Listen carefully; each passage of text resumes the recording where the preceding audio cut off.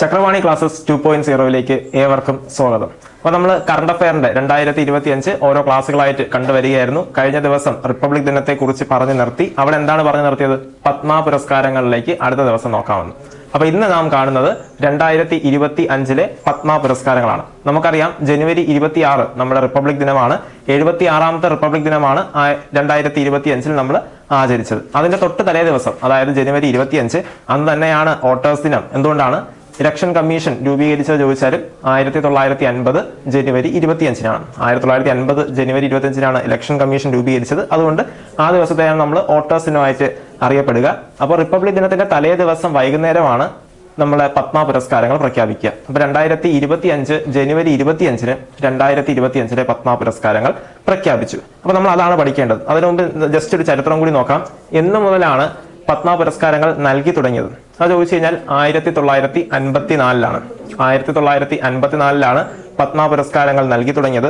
അതേപോലെ തന്നെ നമുക്കറിയാം ഭാരതരത്നം നൽകി തുടങ്ങിയതും 1954.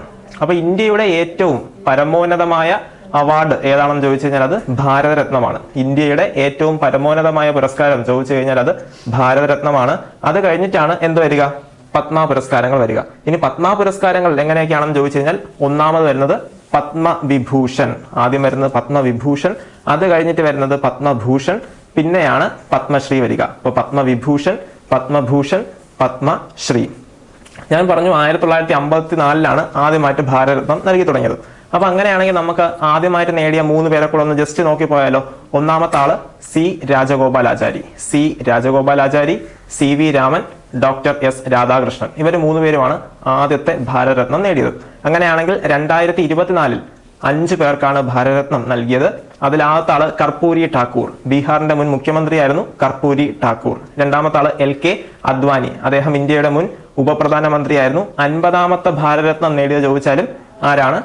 അത് നമ്മുടെ LK അദ്വാനിയാണ്. അടുത്ത് 51ാമത്തെ ഭാരതരത്നം നേടിയത് ഇന്ത്യയുടെ മുൻ പ്രധാനമന്ത്രിയായ PV നരസിംഹ റാവു ആണ്. 4ാമത്തെ വ്യക്തി കഴിഞ്ഞ തവണ നേടിയത് ചോദിച്ചു കഴിഞ്ഞാൽ ചരൺ സിംഗ് ആണ്. അദ്ദേഹം ഇന്ത്യയുടെ മുൻ പ്രധാനമന്ത്രിയാണ്. 5ാമത്തെ വ്യക്തി ചോദിച്ചു കഴിഞ്ഞാൽ ഡോക്ടർ MS സ്വാമിനാഥനാണ്. നമുക്കറിയാം ഡോക്ടർ MS സ്വാമിനാഥൻ 2023 സെപ്റ്റംബർ 28 അന്തരിച്ചത് നമ്മൾ കണ്ടിട്ടുണ്ട്. ആ വക കാര്യങ്ങൾ ഇതിനു മുമ്പ് നമ്മൾ ചർച്ച ചെയ്തതാണ്. ജസ്റ്റ് ഒന്ന് ഓർക്കാൻ വേണ്ടി ഒന്ന് റിവൈസ് ചെയ്തു എന്ന് മാത്രം. അപ്പൊ നമ്മളിനി പോവേണ്ടത് 2025 പത്മ പുരസ്കാരങ്ങളിലേക്കാണ്. ആകെ എത്ര പേർക്കാണ് 2025 പത്മ പുരസ്കാരങ്ങൾ നൽകിയതെന്ന് ചോദിച്ചു കഴിഞ്ഞാൽ 139 പേർക്കാണ്. 139 പേർക്ക്. ഈ 139 നമുക്ക് എങ്ങനെ ക്ലാസിഫൈ ചെയ്യാം? 7 പ്ലസ് 19 പ്ലസ് 113. 7 19 26, 26 പ്ലസ് 113 139. ഇതിൽ 7 പേർക്ക് പത്മവിഭൂഷൺ, 7 പേർക്ക് പത്മവിഭൂഷൺ, 19 പേർക്ക് പത്മഭൂഷൺ, 113 പേർക്ക് പത്മശ്രീ. ഇങ്ങനെയാണ് നമുക്ക് ഈ വർഷം നൽകിയത്. ഇതിനകത്ത് വേറൊരു ചെറിയൊരു ക്ലാസിഫിക്കേഷൻ കൂടി പഠിച്ചാൽ നല്ലതായിരിക്കും. 13 പേർക്ക് കിട്ടിയത് 13 പേർക്ക് മരണാനന്തരമാണ് കിട്ടിയത്. 13 പേർക്ക് മരണാനന്തരമാണ് കിട്ടിയത്. പിന്നെ ഒരു 10 പേർക്ക് വിദേശികളാണ്. നേടിയ 10 പേര് വിദേശികളാണ്. ഇത് രണ്ടുകൂടെ കൂട്ടി എത്ര കിട്ടും? 13 10 23. ആ ലോജിക്കിലൊന്ന് ആലോചിച്ചാൽ മതി. 23 വനിതകൾ. അപ്പൊ 23 പേര് കിട്ടിയത് വനിതകളാണ്. 10 പേര് കിട്ടിയത് ചോദിച്ചു കഴിഞ്ഞാൽ വിദേശികളാണ്. 10 പേര് കിട്ടിയത് ചോദിച്ചു കഴിഞ്ഞാൽ വിദേശികളാണ്. 10 പേര് കിട്ടിയത് ചോദിച്ചു കഴിഞ്ഞാൽ വിദേശികളാണ്. 13 പേര് കിട്ടിയത് ചോദിച്ചു കഴിഞ്ഞാൽ മരണാനന്തരമാണ്. മരണാനന്തരം. ഓക്കെ ആണല്ലോ? 13 പേര് മരണാനന്തരം, 10 പേര് വിദേശികളാണ്, 23 പേര് വനിതകൾ. ഈ 113ന്റെ 13 നേരെ എങ്ങ് വരിക? മരണാനന്തരം വരിക. 10 പേര് വിദേശികൾ, 23 പേര് വനിതകൾ. ഒരു പക്ഷേ എടുത്തു പറഞ്ഞത് കൊണ്ട് തന്നെ, ആ ഡോക്യുമെന്റിൽ എടുത്തു പറഞ്ഞത് കൊണ്ട് തന്നെ ഒരു ചോദ്യം ഉണ്ടാവാനുള്ള സാധ്യത കൂടുതലാണ്. അപ്പൊ നമുക്ക് പത്മവിഭൂഷൺ കിട്ടിയ 7 പേരെ ഒന്ന് പരിചയപ്പെട്ടാലോ? ഒന്നാമതായിട്ട് പറയേണ്ടത് നമ്മൾ MT വാസുദേവൻ നായരെയാണ്. കേരളത്തിന് കിട്ടിയ ഒരു അംഗീകാരമാണ് ശ്രീ MT വാസുദേവൻ നായരിലൂടെ. അപ്പൊ ആദ്യത്തെ ആള് MT വാസുദേവൻ നായർ. നമുക്കറിയാം 2024 ഡിസംബർ 25 അന്തരിച്ച എഴുത്തുകാരനാണ് ശ്രീ MT വാസുദേവൻ നായർ. അദ്ദേഹത്തെ കുറിച്ച് 1-2 മിനിറ്റിൽ നമുക്ക് പറഞ്ഞൊതുക്കാൻ സാധിക്കുന്നതല്ല. അതിന്റെ ഒരു ഡീറ്റെയിൽഡ് ക്ലാസ് നമ്മൾ എടുക്കും എന്നുള്ളത് കൊണ്ട് കൂടുതൽ കാര്യങ്ങൾ പറയുന്നില്ല. ജസ്റ്റ് ബേസിക് ആയിട്ടുള്ള ചില കാര്യങ്ങൾ മാത്രം. MT വാസുദേവൻ നായർ ജനിച്ചത് നമുക്കറിയാം 1933 ജൂലൈ 15-നാണ്. അന്തരിച്ചത് 2024 ഡിസംബർ 25-ന് ക്രിസ്മസ് ദിനത്തിലാണ്. അദ്ദേഹത്തിന്റെ പ്രധാനപ്പെട്ട ചില രചനകളാണ് മഞ്ഞ്, കാലം, അസുരവിത്ത്, രണ്ടാം മൂഴം, വിഷു ആഘോഷം തുടങ്ങിയ കൃതികൾ. അപ്പൊ ആ കാര്യങ്ങളോട് ജസ്റ്റ് ഒന്ന് ഓർത്തു വയ്ക്കുക. അപ്പൊ ഇദ്ദേഹത്തിന് കിട്ടിയത് ചോദിച്ചാലും മരണാനന്തരമാണ് ബഹുമതി കിട്ടിയത്. രണ്ടാമത് നമ്മൾ ഓർത്തു വയ്ക്കേണ്ട ആളാണ് ഒസാമു സുസുക്കി.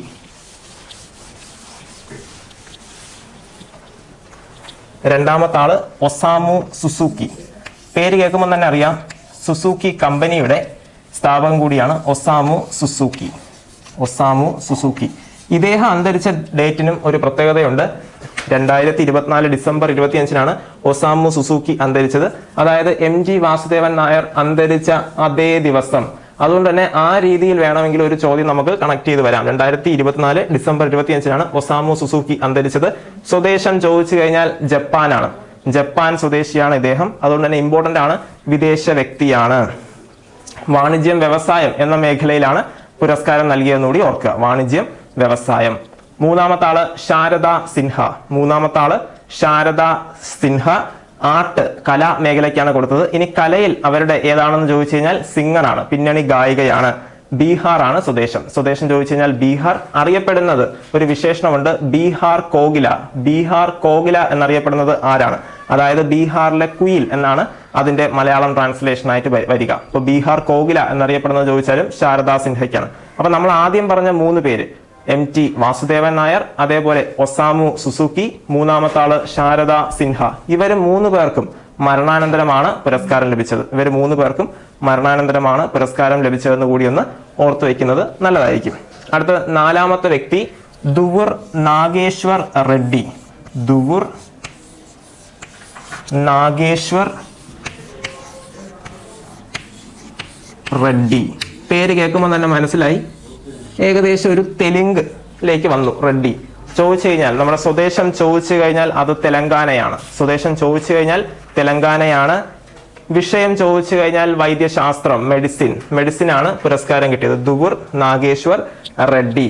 ഇദ്ദേഹത്തിന്റെ ഒരു പ്രസക്തി ചോദിച്ചു കഴിഞ്ഞാൽ 3 പത്മ പുരസ്കാരങ്ങളും, അതായത് പത്മവിഭൂഷൺ വരെയുള്ള 3 പുരസ്കാരങ്ങളും നേടുന്ന ആദ്യത്തെ ഡോക്ടറാണ് ഇദ്ദേഹം. 3 പത്മ പുരസ്കാരങ്ങളും നേടുന്ന ആദ്യത്തെ ഇന്ത്യൻ ഡോക്ടറാണ് ഇദ്ദേഹം, ദുവുർ നാഗേശ്വർ റെഡ്ഡി. മറ്റൊരു കാര്യം നമ്മൾ നോക്കാനുള്ളത്, ഇദ്ദേഹത്തിന്റെ മേഖല ചോദിച്ചു കഴിഞ്ഞാൽ ഗ്യാസ്ട്രോ എൻറ്റീരിയോളജി ആണ്. ഗ്യാസ്ട്രോ എൻറ്റീരിയോളജി. നമ്മൾ ഈ ഗ്യാസ്ട്രോസ്കോപ്പി എന്നൊക്കെ പറയൂലേ, അതിൽ നമ്മൾ മനസ്സിലാക്കേണ്ടുന്ന കാര്യം, ഫാദർ ഓഫ് ഗ്യാസ്ട്രോസ്കോപ്പി എന്നറിയപ്പെടുന്ന ഒരു വ്യക്തിയുണ്ട്. Father of gastroscopy. അത് പറയപ്പെടുന്നത് റുഡോൾഫ് ഷിൻലർ ആണ്. Rudolf V Schindler. Rudolf V Schindler. അപ്പോ ഫാദർ ഓഫ് ഗ്യാസ്ട്രോസ്കോപ്പി എന്നറിയപ്പെടുന്ന റുഡോൾഫ് വി ഷിൻലറിന്റെ പേരിലുള്ള പുരസ്കാരം നേടിയിട്ടുണ്ട് ആര്? ദുവുർ നാഗേശ്വർ റെഡ്ഡി. അതുകൊണ്ട് തന്നെ കൂട്ടത്തിൽ തന്നിരിക്കുന്നതിൽ ഷിൻലർ പുരസ്കാരം നേടിയത് ആര് എന്നൊരു ചോദ്യം വന്നു കഴിഞ്ഞാൽ അതിന്റെ ശരി ഉത്തരം ദുവുർ നാഗേശ്വർ റെഡ്ഡിയാണ്. ഇത്തവണ അദ്ദേഹത്തിന് പത്മ പുരസ്കാരങ്ങൾ നൽകിയത് കൊണ്ട് ഈ രീതിയിലുള്ള കണക്ട് ചെയ്തുള്ള ക്വസ്റ്റ്യൻ ആയിരിക്കും വരാൻ കൂടുതൽ സാധ്യത എന്നുകൂടി മനസ്സിലാക്കുക. ഇനി എന്താണ് ഗ്യാസ്ട്രോസ്കോപ്പി? നമുക്കറിയാം, നമ്മൾ കഴിക്കുന്ന ഫുഡിന്റെ സഞ്ചാരപാത, അതായത് ഈസോഫാഗസ്, സ്റ്റൊമക്, ആ വക കാര്യങ്ങളെ കുറിച്ചുള്ള ഒരു പഠനം നടത്തുന്ന മേഖലയാണ് ഗ്യാസ്ട്രോസ്കോപ്പി, അതിന്റെ കണ്ടെത്തലുമായിട്ട് ബന്ധപ്പെട്ടുള്ള. അപ്പൊ അതുമായിട്ട് ബന്ധപ്പെട്ട് റിസർച്ച് ചെയ്യുന്ന ഒരു വ്യക്തി കൂടെയാണ് ഡോക്ടർ ദുവുർ നാഗേശ്വർ റെഡ്ഡി. അപ്പൊ മേഖല ചോദിച്ചു കഴിഞ്ഞാൽ വൈദ്യശാസ്ത്രം. ഇനി നമ്മൾ നോക്കേണ്ടത് 5ാമത്തെ ആളാണ്. അപ്പൊ 4 പേരായി. 5ാമത്തെ വ്യക്തി സുപ്രീം കോടതിയിലെ മുൻ ചീഫ് ജസ്റ്റിസ് ആണ്, ജസ്റ്റിസ് ജഗദീഷ് സിംഗ് ഖേദാർ. ജഗദീഷ് സിംഗ് ഖേദാർ. ഇദ്ദേഹം സുപ്രീം കോടതിയുടെ 44ാമത്തെ ചീഫ് ജസ്റ്റിസ് ആണ്. ഇന്ത്യൻ സുപ്രീം കോടതിയുടെ 44ാമത്തെ ചീഫ് ജസ്റ്റിസ് ആണ് ജഗദീഷ് സിംഗ് ഖേദാർ. അതിലും പ്രധാനപ്പെട്ട പഠിക്കേണ്ട ഒരു പോയിന്റ് ആണ് ആദ്യമായിട്ട് സിഖ് വിഭാഗത്തിൽ നിന്ന് ചീഫ് ജസ്റ്റിസ് ആയ ആദ്യ വ്യക്തി. അപ്പൊ സിഖ് ഒരു ന്യൂനപക്ഷ വിഭാഗമാണ് സിഖ് എന്ന് നമുക്കറിയാം. ആ സിഖ് വിഭാഗത്തിൽ നിന്ന് ചീഫ് ജസ്റ്റിസ് ആയ, ഇന്ത്യയിലെ ചീഫ് ജസ്റ്റിസ് ആയ ആദ്യ വ്യക്തിയാണ് ജഗദീഷ് സിംഗ് ഖേദാർ. അപ്പൊ ആ കാര്യം ഒന്ന് മനസ്സിലാക്കി വെക്കുക. അതേപോലെ ഇദ്ദേഹത്തിന്റെ കാലത്താണ് പ്രസിദ്ധമായ മുത്തലാഖ് വിധി അവതരിപ്പിക്കുന്നത്, അല്ലെങ്കിൽ അത് വന്നത് എപ്പോഴാണെന്ന് ചോദിച്ചു കഴിഞ്ഞാൽ ജഗദീഷ് സിംഗ് ഖേദാറിന്റെ കാലത്താണ്. ഇദ്ദേഹം കർണാടകയിലെയും ഉത്തരാഖണ്ഡിന്റെയും മുൻ ഹൈക്കോടതി ചീഫ് ജസ്റ്റിസ് കൂടിയായിരുന്നു. അപ്പൊ കർണാടക, ഉത്തരാഖണ്ഡ് എന്നീ സംസ്ഥാനങ്ങളുടെ മുൻ ചീഫ് ജസ്റ്റിസ് ആയിരുന്നു. അപ്പൊ 44. അങ്ങനെയാണ് നമുക്ക് ആ ചീഫ് ജസ്റ്റിസുമാരെ നോക്കിയാലോ. 44ാമത്തെ ചീഫ് ജസ്റ്റിസ് ആണ് ജഗദീഷ് സിംഗ് ഖേദാർ. അതേസമയം 45ാമത്തെ സുപ്രീം കോടതിയുടെ ചീഫ് ജസ്റ്റിസ് ചോദിച്ചു കഴിഞ്ഞാൽ ദീപക് മിശ്രയാണ്. 45 ദീപക് മിശ്ര. 46 രഞ്ജൻ ഗൊഗോയി. 46 രഞ്ജൻ ഗൊഗോയി. ഇദ്ദേഹത്തിന് മറ്റൊരു പ്രത്യേകത കൂടിയുണ്ട്. ഇന്ത്യൻ സുപ്രീം കോടതി ചീഫ് ജസ്റ്റിസ് ആയ ശേഷം രാജ്യസഭയിലേക്ക് നോമിനേറ്റ് ചെയ്യപ്പെടുന്ന ആദ്യ വ്യക്തി കൂടിയാണ് രഞ്ജൻ ഗൊഗോയി. അപ്പൊ 46ാമത്തെ ആള് രഞ്ജൻ ഗൊഗോയി. 47ാമത്തെ ആള് SA ബോബ്ഡെ. 47 SA ബോബ്ഡെ. 48ാമത്തെ ആള് NV രമണ. 48 NV രമണ. അതേസമയം 49ാമത്തെ വ്യക്തി നോക്കിക്കഴിഞ്ഞാൽ UU ലളിത്. 49 UU ലളിത്. 50ാമത്തെ ആളാണ് നമുക്കറിയാം DY ചന്ദ്രചൂഡ്. 50 DY ചന്ദ്രചൂഡ്. അതേസമയം 51ാമത്തെ ആളാണ് സഞ്ജീവ് ഖന്ന, നിലവിലെ ചീഫ് ജസ്റ്റിസ് ആയ സഞ്ജീവ് ഖന്ന. അപ്പൊ ഈ 44 മുതലുള്ളതൊന്ന് പഠിച്ചു വെച്ചാൽ നല്ലതായിരിക്കും. കാരണം അവര് ക്രൊണോളജി വെച്ചിട്ടുള്ള ചോദ്യങ്ങൾ PSC സ്ഥിരമായിട്ട് ഇപ്പൊ ചോദിച്ച് വരാറുണ്ട്. ഇനി ജസ്റ്റിസ് ജഗദീഷ് സിംഗ് ഖേദാറിന്റെ സ്ഥലം ചോദിച്ചു കഴിഞ്ഞാൽ ചണ്ഡീഗഡ് ആണ്. ചണ്ഡീഗഡ്. കാര്യം ഏത് വിഭാഗത്തിലാണെന്ന് ചോദിച്ചു കഴിഞ്ഞാൽ പൊതുകാര്യ വിഭാഗത്തിനാണ് പുരസ്കാരം നൽകിയെന്ന് കൂടി ഒന്നോർക്കുക. ഇനി അടുത്ത് 6ാമത്തെ വ്യക്തിയാണ് നമ്മൾ നോക്കേണ്ടത്. 6ാമത്തെ വ്യക്തി കുമുദിനി രജനീകാന്ത് ലാഖിയ. കുമുദിനി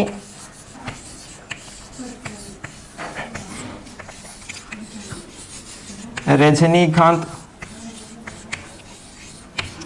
ലാഖിയ.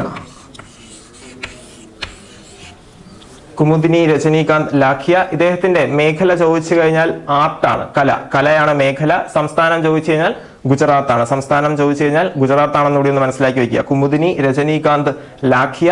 സംസ്ഥാനം ചോദിച്ചു കഴിഞ്ഞാൽ ഗുജറാത്ത്. മേഖല ചോദിച്ചു കഴിഞ്ഞാൽ കല. ഇനി കലയിലെ ഏതാണ് അദ്ദേഹത്തിന്റെ പ്രസിദ്ധമായിട്ട് ചോദിച്ചു കഴിഞ്ഞാൽ അത് കഥക് നർത്തകനാണെന്നുകൂടി ഒന്ന് മനസ്സിലാക്കുക. 7ാമത്തെ വ്യക്തി ലക്ഷ്മി നാരായണ സുബ്രഹ്മണ്യം. ലക്ഷ്മി നാരായണ സുബ്രഹ്മണ്യം. ലക്ഷ്മി നാരായണ സുബ്രഹ്മണ്യം. ഇദ്ദേഹത്തിന്റെ മേഖല ചോദിച്ചു കഴിഞ്ഞാലും കലയാണ്. സ്പെഷ്യലായിട്ട് എടുത്ത് ചോദിച്ചു കഴിഞ്ഞാൽ വയലിനിസ്റ്റ് ആണ്. വയലിനിസ്റ്റ് ആണെന്ന് ഓർത്ത് വെക്കുക. സംസ്ഥാനം ചോദിച്ചു കഴിഞ്ഞാൽ കർണാടക. അപ്പൊ 3 പേരെ നമ്മൾ നോക്കി. MT Vasudevan Nair, Osamu Suzuki, Sharada Sinha. ഇവരെ 3 പേരുടെയും കൂടെയുള്ള കോമൺ ആയിട്ടുള്ള പ്രത്യേകത നോക്കിക്കഴിഞ്ഞാൽ മരണാനന്തരമാണ് ഈ പുരസ്കാരം ലഭിച്ചത്. 4ാമത്തെ വ്യക്തി നമ്മൾ പറഞ്ഞത് ദുബുർ നാഗേശ്വർ റെഡ്ഡിയാണ്. ഇദ്ദേഹത്തിന് കിട്ടിയത് ചോദിച്ചു കഴിഞ്ഞാൽ മെഡിസിൻ ആണ്, വൈദ്യശാസ്ത്രം. സംസ്ഥാനം ചോദിച്ചു കഴിഞ്ഞാൽ തെലങ്കാനയാണ്. അടുത്ത 5ാമത്തെ ആള് നമ്മൾ നോക്കിയത് ജസ്റ്റിസ് ജഗദീഷ് സിംഗ് ഖേദാർ ആണ്. സംസ്ഥാനം കേന്ദ്രഭരണ പ്രദേശമാണ്. ചോദിച്ചു കഴിഞ്ഞാൽ ചണ്ഡീഗഡ് ആണ്. പബ്ലിക് അഫയേഴ്സ്, പൊതുകാര്യത്തിനാണ്. ഇദ്ദേഹത്തിനെ കുറിച്ച് പറഞ്ഞ പ്രത്യേകത ഇന്ത്യയിലെ ആദ്യ സിഖ് വിഭാഗത്തിൽ നിന്നുള്ള ചീഫ് ജസ്റ്റിസ് ആയിരുന്നു ജസ്റ്റിസ് ജഗദീഷ് സിംഗ് ഖേദാർ. 6ാമത്തെ ആള് കുമുദിനി രജനീകാന്ത് ലാഖിയ. വിഭാഗം ചോദിച്ചു കഴിഞ്ഞാൽ കലാമേഖലയാണ്, കഥക് നർത്തകിയാണ്. അതേപോലെ ഗുജറാത്ത് ആണ് സ്വദേശം. 7ാമത്തെ ആള് ലക്ഷ്മി നാരായണ സുബ്രഹ്മണ്യം, കല തന്നെയാണ്, വയലിനിസ്റ്റ് ആണ്, കർണാടക. അപ്പൊ നമ്മൾ ആ 7 പേരെ നോക്കി. അത്രയും വരെ ക്ലിയർ ആണെന്ന് വിശ്വസിക്കുന്നു. ഇനി നോക്കേണ്ടത് പത്മഭൂഷൺ ആണ്. എത്ര പേർക്ക് പത്മഭൂഷൺ കിട്ടി? 19 പേർക്കാണ് പത്മഭൂഷൺ പുരസ്കാരം കിട്ടിയത്. എന്നാൽ ഈ 19 പേരെ നമുക്ക് ഓട്ടോമാറ്റിക്കലി പഠിക്കാൻ ബുദ്ധിമുട്ടാണ്. അപ്പൊ നമ്മൾ അതിൽ ഏറ്റവും പ്രശസ്തമായ കുറച്ചു പേരെയാണ് നോക്കുന്നത്. അപ്പോൾ ഒരു കാര്യം കൂടി ഒന്ന് മനസ്സിലാക്കുന്നത് നല്ലതായിരിക്കും. ഇത്തവണത്തെ പത്മ പുരസ്കാരങ്ങളിൽ 5 മലയാളികൾക്കാണ്, അല്ലെങ്കിൽ കേരളത്തിന് കിട്ടിയത് എത്ര എണ്ണം എന്ന് ചോദിച്ചു കഴിഞ്ഞാൽ 5 ആണ്. അതിന്റെ കാരണം പിന്നീട് വരുമ്പോഴത്തേക്കും വ്യക്തമാക്കാം. അപ്പൊ ഇനി പത്മഭൂഷൺ 19 പേര്, അവരെ നമുക്കൊന്ന് നോക്കാം. കേരളത്തിന് കിട്ടിയത് 2 പേർക്കാണ്. കേരളത്തിന് സംസ്ഥാനം എന്ന നിലയിൽ കിട്ടിയത് 2 പേർക്കാണ്. ഒന്നാമത്തെ ആള് നമുക്കറിയാം ഡോക്ടർ ജോസ് ചാക്കോ പെരിയപുരം. ഒന്നാമത്തെ ആള് ഡോക്ടർ ജോസ് ചാക്കോ പെരിയപുരം. നമുക്കറിയാം കേരളത്തിൽ ആദ്യമായിട്ട് ഹൃദയം മാറ്റിവെക്കൽ ശസ്ത്രക്രിയ നടത്തിയ ഡോക്ടർ ചോദിച്ചു കഴിഞ്ഞാൽ അത് ഡോക്ടർ ജോസ് ചാക്കോ പെരിയപുരമാണ്. ഹോസ്പിറ്റലിൽ നമ്മൾ പഠിച്ചിട്ടുണ്ട് medical trust hospital Kochi.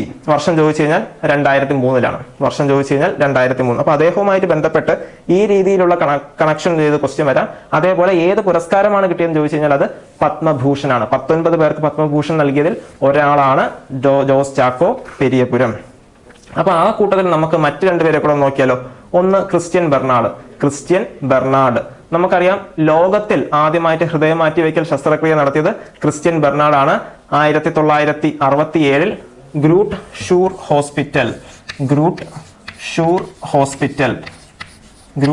Hospital വെച്ചാണ് നടത്തിയതെന്ന് കൂടി ഒന്ന് ഓർത്തു വെക്കുക. 1967. അപ്പൊ 1967 ക്രിസ്ത്യൻ ബെർണാഡ് ആദ്യത്തെ ഹൃദയം മാറ്റിവെക്കൽ ശസ്ത്രക്രിയ നടത്തിയത്. ഇനി രണ്ടാമത് നമ്മൾ ഓർക്കേണ്ട മറ്റൊരു വ്യക്തി ഡോക്ടർ വേണുഗോപാലാണ്.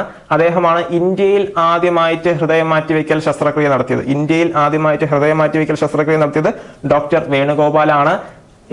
ഡൽഹിയിലെ എയിംസിലാണ് നടത്തിയത്. 1994 പിന്നീടാണ് ഇപ്പോഴത്തെ നമ്മുടെ പുരസ്കാര ജേതാവായ ജോസ് ചാക്കോ പെരിയപുരം 2003 കേരളത്തിൽ ആദ്യമായിട്ട് നടത്തി മെഡിക്കൽ ട്രസ്റ്റ് ഹോസ്പിറ്റൽ. അപ്പോൾ പത്മഭൂഷൺ കിട്ടിയ ഒരാളായി ജോസ് ചാക്കോ പെരിയപുരം. രണ്ടാമത്തെ ആളാണ് PR ശ്രീജേഷ്. നമുക്കറിയാം ഇന്ത്യൻ ഹോക്കിയുടെ മുൻ നായകനും നിലവിൽ ഇന്ത്യൻ ഹോക്കിയുടെ ഗോൾ കീപ്പർ കൂടിയാണ് PR ശ്രീജേഷ്. നിലവിൽ ഇന്ത്യൻ ഹോക്കി ഗോൾ കീപ്പർ ആയിരുന്നു PR ശ്രീജേഷ്. അദ്ദേഹം നമുക്കറിയാം 2024 വിരമിച്ചു. 2024 വിരമിച്ച വ്യക്തിയാണ്. അദ്ദേഹത്തിന്റെ ജേഴ്സി നമ്പർ ആയിരുന്നു 16. ആ കാര്യങ്ങൾ നമ്മൾ കണ്ടിട്ടുണ്ട്. അപ്പൊ നമ്മൾ ഇതുവരെ പത്മഭൂഷൺ കിട്ടിയ കേരളത്തിൽ നിന്നുള്ള രണ്ടുപേരെയാണ് കണ്ടത്. കേരളത്തിന് കിട്ടിയ 2 പുരസ്കാരങ്ങളാണ് ജോസ് ചാക്കോ പെരിയപുരവും PR ശ്രീജേഷും. ഇനി നമുക്ക് മറ്റു കുറച്ചു പേരെ നോക്കാം. അതിൽ മൂന്നാമതായിട്ട് പറയുന്നത് ബിബേക് ഡിബ്രോയ്.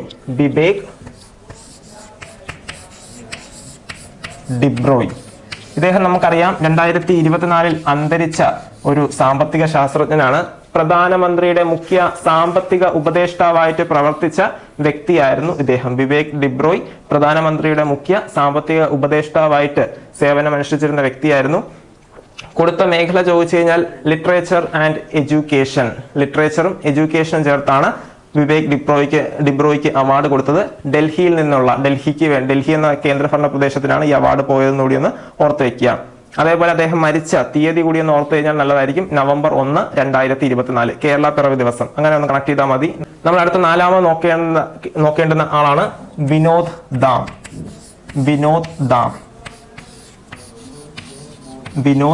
ധാം.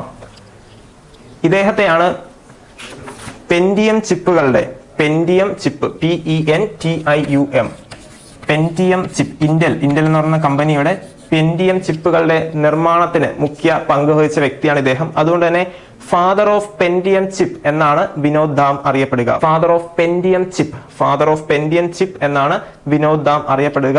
ഇദ്ദേഹത്തിന് അവാർഡ് കൊടുത്തത് ഒരു ഇന്ത്യൻ വംശജനാണ് എങ്കിൽ കൂടിയും അവാർഡ് കിട്ടിയത് ചോദിച്ചു കഴിഞ്ഞാൽ അമേരിക്കയ്ക്കാണ്.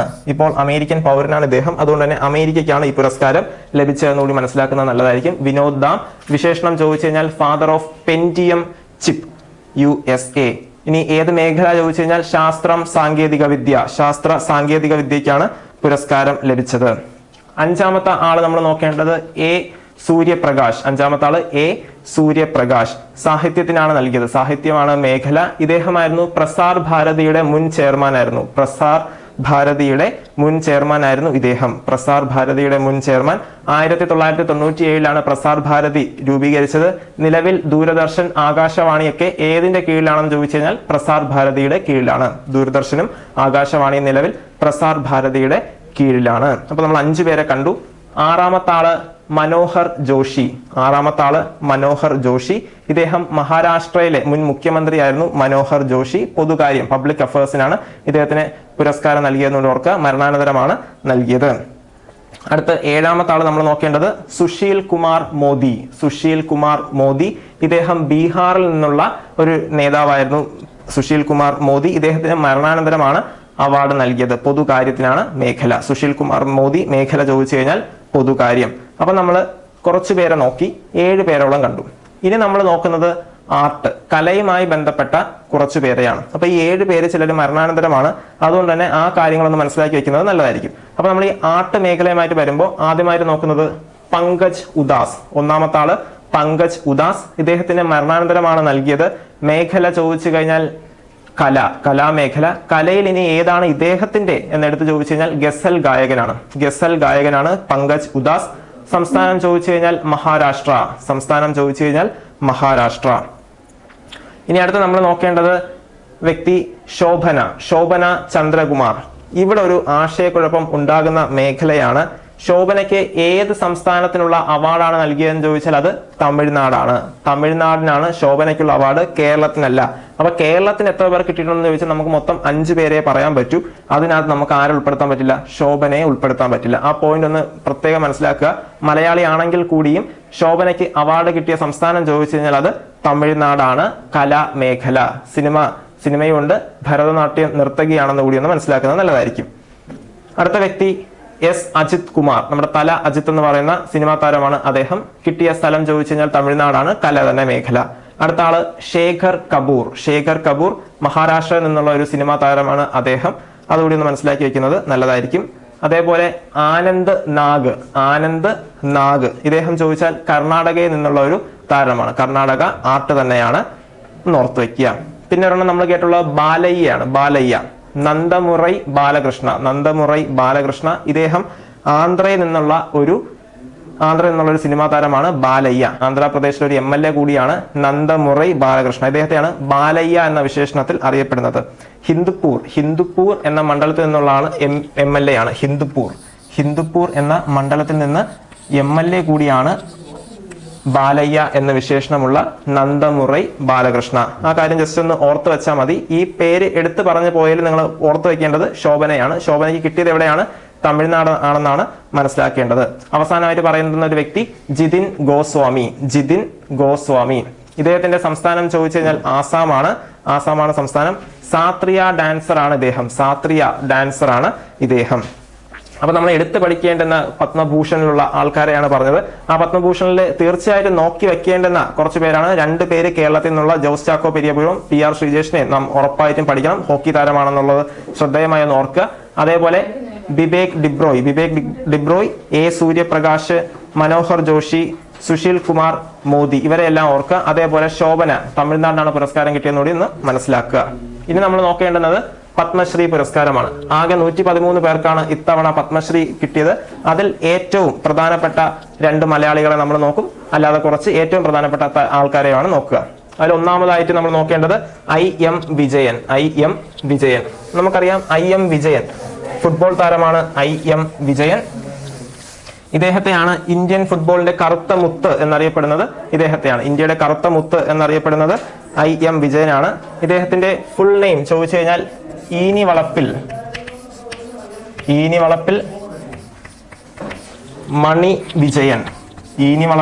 മണി വിജയനാണ് IM വിജയന്റെ ഫുൾ പേര്. ഫുട്ബോൾ താരമാണ്, സ്പോർട്സ് താരമാണ്.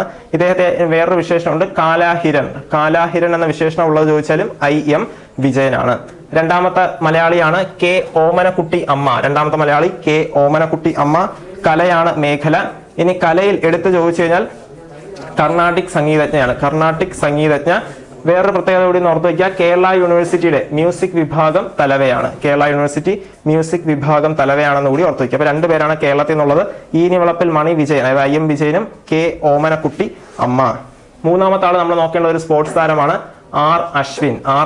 നമുക്കറിയാം 2024 ഡിസംബറിൽ ക്രിക്കറ്റിൽ നിന്ന് വിരമിച്ച വ്യക്തിയാണ് R അശ്വിൻ. ഇദ്ദേഹത്തിന്റെ സംസ്ഥാനം ചോദിച്ചാൽ തമിഴ്നാടാണ്, സ്പോർട്സിനാണ് കിട്ടിയത്. ഇദ്ദേഹത്തെ കുറിച്ച് ഓർക്കേണ്ടുന്ന 1-2 വസ്തുതകൾ എന്ന് പറയുന്നത്, ഇന്ത്യൻ ക്രിക്കറ്റിനെ സംബന്ധിച്ച് ഏറ്റവും കൂടുതൽ 5 വിക്കറ്റുകൾ, ഒരു മത്സരത്തിൽ ഏറ്റവും കൂടുതൽ 5 വിക്കറ്റുകൾ നേടുന്ന താരമാണ് R അശ്വിൻ എന്നൊന്ന് ഓർത്തു വെക്കുക. ഏറ്റവും കൂടുതൽ 5 വിക്കറ്റുകൾ നേടിയ താരമാണ് അദ്ദേഹം. അതേപോലെ അദ്ദേഹത്തിന്റെ ഇപ്പോൾ ഇറങ്ങിയ ഒരു കൃതിയുണ്ട്, I have the streets.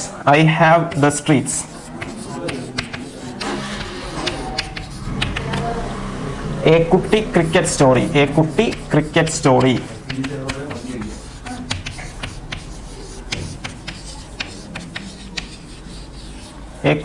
Story. അതുകൂടി ഓർക്കുന്നത് നല്ലതായിരിക്കും. നാലാമത്തെ ആള് CS വൈദ്യനാഥൻ. ഇദ്ദേഹം അഭിഭാഷകനാണ്. ഡൽഹിയിൽ പ്രവർത്തിക്കുന്ന ഒരു അഭിഭാഷകനാണ് CS വൈദ്യനാഥൻ. ഇദ്ദേഹം ഒരു കേരള സ്വദേശി, അതായത് മലയാളിയാണ്. എന്നിരുന്നാൽ കൂടി അവാർഡ് പോയത് ചോദിച്ചു കഴിഞ്ഞാൽ ഡൽഹിയാണ്. CS വൈദ്യനാഥൻ. അഞ്ചാമത്തെ ആള് ഗുരുവായൂർ ദുരൈ. സംസ്ഥാനം ചോദിച്ചു കഴിഞ്ഞാൽ തമിഴ്നാടാണ്. കലയാണ് മേഖല. ഉപകരണം ചോദിച്ചു കഴിഞ്ഞാൽ മൃദംഗ വിദ്വാനാണ്. മൃദംഗമാണ് മേഖല. ഗുരുവായൂർ ദുരൈ മൃദംഗം. അടുത്ത ആള് നമ്മൾ നോക്കേണ്ടത് ആറാമത്തെ ആള് ഹർവീന്ദർ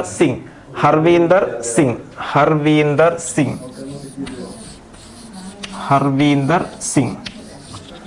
ഇദ്ദേഹത്തിന്റെ മേഖല ചോദിച്ചു കഴിഞ്ഞാൽ പാരാ അത്ലറ്റ് ആണ്. പാരാ ആർച്ചറി ആണ് ഇനം. ഇദ്ദേഹത്തിന് 2024 പാരീസ് ഒളിമ്പിക്സിൽ പുരസ്കാരം നേടിയിട്ടുണ്ടെന്ന് നമുക്ക് അറിയാം.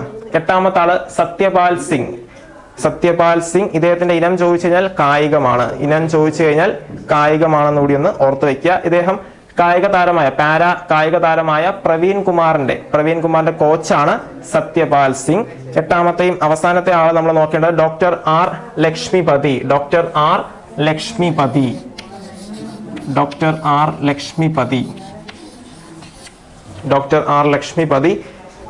ഇദ്ദേഹത്തിന്റെ പ്രത്യേകത എന്ന് പറഞ്ഞു കഴിഞ്ഞാൽ ദിനമലർ എന്ന പത്രത്തിന്റെ സ്ഥാപകയാണ്. ദിനമലർ എന്ന പത്രത്തിന്റെ സ്ഥാപകയാണ് ലക്ഷ്മിപതി എന്ന് കൂടി ഒന്ന് മനസ്സിലാക്കി വെക്കുന്നത് നല്ലതാണ്. അപ്പൊ നമ്മൾ ഇന്ന് നോക്കിയത് പത്മ പുരസ്കാരങ്ങളുമായി ബന്ധപ്പെട്ടതാണ്. പത്മവിഭൂഷൺ നേടിയ 7 പേരെയും നമ്മൾ നോക്കി. 19 പത്മഭൂഷൺ കിട്ടിയവർ ഏറ്റവും പ്രധാനപ്പെട്ടതും നമ്മൾ മനസ്സിലാക്കേണ്ടതും വെച്ച് നോക്കി. അതേപോലെ 2 കേരളത്തിൽ നിന്ന് കിട്ടിയ 2 പേരെയും കണ്ടു. 113 പത്മശ്രീ പുരസ്കാരങ്ങളാണ് ഇത്തവണ നൽകിയത്. അതിൽ ഏറ്റവും പ്രധാനപ്പെട്ട കുറച്ച് പത്മശ്രീ നേടിയവരെ നമ്മൾ നോക്കിയിട്ടുണ്ട്. അതിൽ ഓർത്തു വെക്കേണ്ട 2 പേര് IM വിജയനും K ഓമനക്കുട്ടി അമ്മയുമാണ്. 2 മലയാളികൾ. കൂടുതൽ തവണ മലയാളികളാണ് ചോദിച്ചു വരിക. എന്നിരുന്നാലും മലയാളികളെ പോലെ ബന്ധമുള്ള 1-2 പേരെ നമ്മൾ നോക്കി. CS വൈദ്യനാഥനും ഗുരുവായൂർ ദുരൈയും അതിലൊന്ന് ശ്രദ്ധേയമായി ഓർത്തു വെക്കുക. അപ്പൊ ഇത്രയാണ് ഇന്ന് പത്മ പുരസ്കാരങ്ങളുമായി ബന്ധപ്പെടുത്തി ഈ ക്ലാസ്സിൽ പറയാനുള്ളത്. പറഞ്ഞതെല്ലാം വ്യക്തമാണെന്ന് വിശ്വസിക്കുന്നു. നന്ദി, നമസ്കാരം.